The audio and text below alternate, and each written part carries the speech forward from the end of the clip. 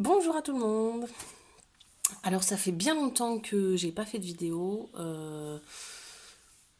pour plusieurs raisons. Déjà parce que bon ben un bébé donc très occupé, surtout avec ma grande. Euh, et puis en fait il se trouvait que j'avais pas selon moi assez de choses à dire pour que ce soit intéressant une vidéo. Donc à un moment je vais pas faire une vidéo pour faire une vidéo. Euh, et, et ça y est, j'ai des choses à dire. Donc, j'ai pas de retour vidéo parce que j'ai cassé mon téléphone. Donc, j'ai acheté un nouveau téléphone, ça y est, pour faire des jolies vidéos et je l'ai cassé. Donc, là, j'ai pas de retour, donc je ne sais pas ce que ça va donner. Euh, voilà. Donc, pour resituer les choses, ma fille a 3 mois et 3 semaines. Ou elle va avoir 3 mois et 3 semaines vendredi. Et on est mercredi. Ou elle l'a eu. Vraiment, je sais pas. Bref, elle a 3 mois et demi. Jusque-là, tout était formidable. Et je n'avais de cesse de répéter, vous croyez que ça va durer? Vous croyez que si elle est aussi zen, c'est que clairement c'est un enfant zen ou mais en fait ça va changer, non?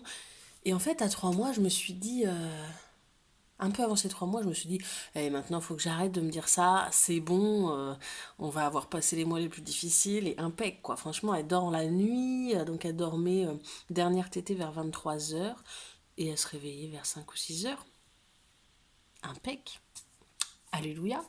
Et puis si parfois il y avait une tétée dans la nuit, et ben elle se rendormait aussitôt. Génial. Des siestes dans la journée, en veux-tu en voilà. C'est-à-dire que on les aime nos bébés, mais on aime aussi ne pas constamment l'avoir avec nous et se demander ce qu'on en fait, tu vois. Donc je le pose par terre, je le prends avec moi, tiens je cuisine, tiens je repasse. Non je repasse pas. Bref, donc on les aime, mais on aime bien qu'ils dorment aussi, hein. Et en fait, donc super super, elle dort. Super super. Et donc est arrivé. Alors on est parti en vacances en février, là, pendant les vacances de février. Et là, j'ai remarqué qu'elle commençait à moins bien dormir. Et je me suis dit que c'est parce qu'elle dormait à côté de moi. C'est-à-dire que là, on est en cododo, mais en fait, chez mes parents et les amis, là, on dormait dans le même lit, vraiment. Et donc je me suis dit, bah, c'est parce qu'elle me sent, et du coup, elle se réveille, et voilà, elle veut téter. Bon, voilà, voilà. Elle a eu 3 mois.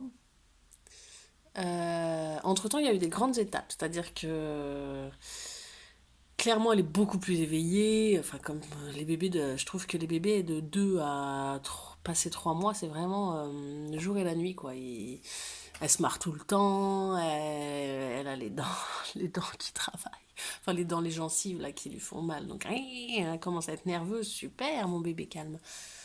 Euh,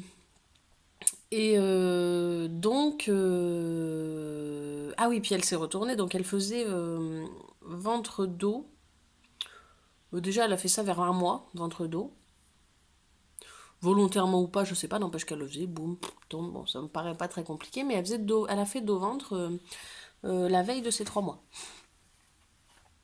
Sachant que ma grande a fait dos ventre vers 4 mois, 4 mois et quelques, et que peu de temps après, elle était à 4 pattes, à 5 mois et quelques, elle faisait son 4 pattes. Je l'ai vue se retourner là, Fleur, et je me suis dit, tu vas pas nous faire du 4 pattes à 4 mois? Donc là, elle en est à commencer le ramping. Donc elle s'énerve très fort, elle s'énerve, hein. Ah elle veut attraper ses jouets, et elle essaie de pousser avec ses pieds, elle essaie de tirer avec ses mains. Voilà. Donc je pense que d'ici un mois, le ramping va. Et puis elle commence à essayer de. Elle a les fesses qui. Comme une chenille, là, vous savez. Tchouk, tchouk, tchouk, tchouk.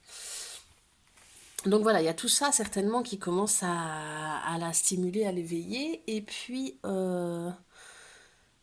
donc, bon, bah, je me suis dit, quand on va rentrer à la maison, elle va retrouver son rythme. Première nuit, ah, bon, ben c'est qu'elle n'a pas encore retrouvé ses repères. Deuxième nuit, aïe. Et voilà, ça fait 3 semaines. Donc ça fait 3 semaines qu'elle ne dort pas. En fait, donc euh, on va la coucher, elle va s'endormir pas trop mal encore le soir, mais maintenant je m'attends à tout, hein. Donc ça va encore le soir, c'est-à-dire qu'on y retourne chacun son tour et ça met à peu près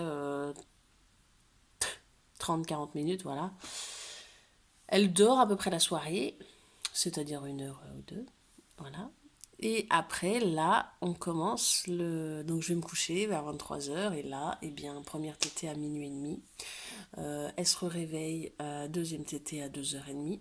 Elle se réveille à 4 heures. Donc c'est-à-dire que des fois, il n'y a même pas 2 heures entre les deux. Donc c'est-à-dire qu'elle ne m'a jamais fait ça. Si, la première nuit à la maternité. Non, la deuxième nuit à la maternité. Sinon, j'ai jamais eu ça. C'était au moins 3 heures entre chaque tétée. Et en plus, elle se rendort pas comme ça. Non, non, elle tète et puis en fait, elle se réveille, quoi. Voilà, voilà. Donc, et puis comme je... Donc j'ai un conjoint formidable, hein, qui est incroyablement patient et qui fait son rôle de papa, quoi.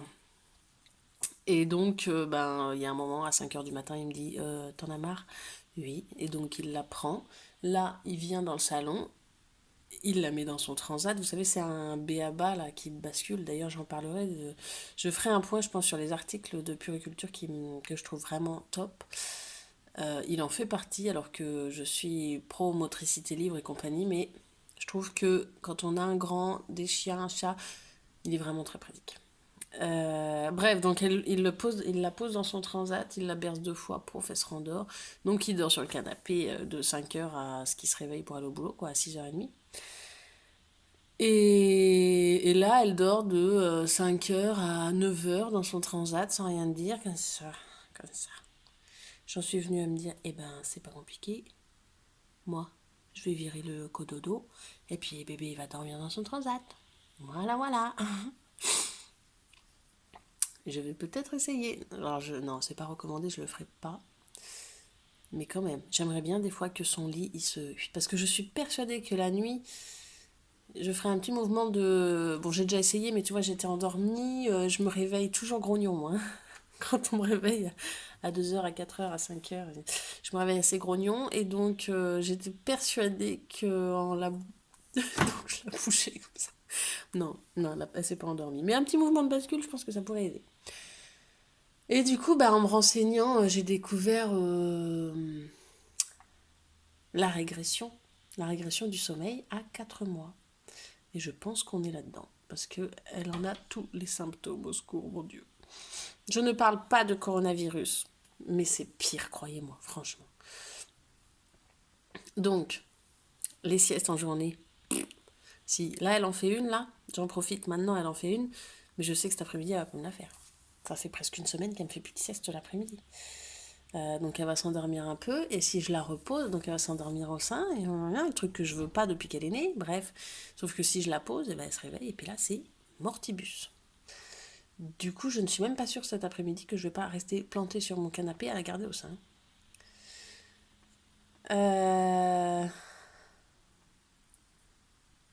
Voilà, donc régression du sommeil des 4 mois. A priori, c'est parce que ils sont... Donc déjà, le sommeil évolue. Et donc, enfin, on appelle ça une régression, mais c'est plutôt une évolution. Il passe d'un mode de sommeil, j'ai pas tout compris, hein, un mode de sommeil, en gros, sommeil agité, sommeil lent, calme, c'est comme ça. Le truc des nourrissons, quoi. En gros, vous savez, sommeil agité, ils s'endorment avec les yeux qui papillonnent, là, et donc, pof, ils s'endorment, et basta, ils sont plus déconnectés, plus au courant de rien. C'est en train de se réveiller. Là, il commence à s'instaurer un peu un cycle plus proche de ceux des adultes, avec le sommeil paradoxal, le sommeil lent, profond, je sais pas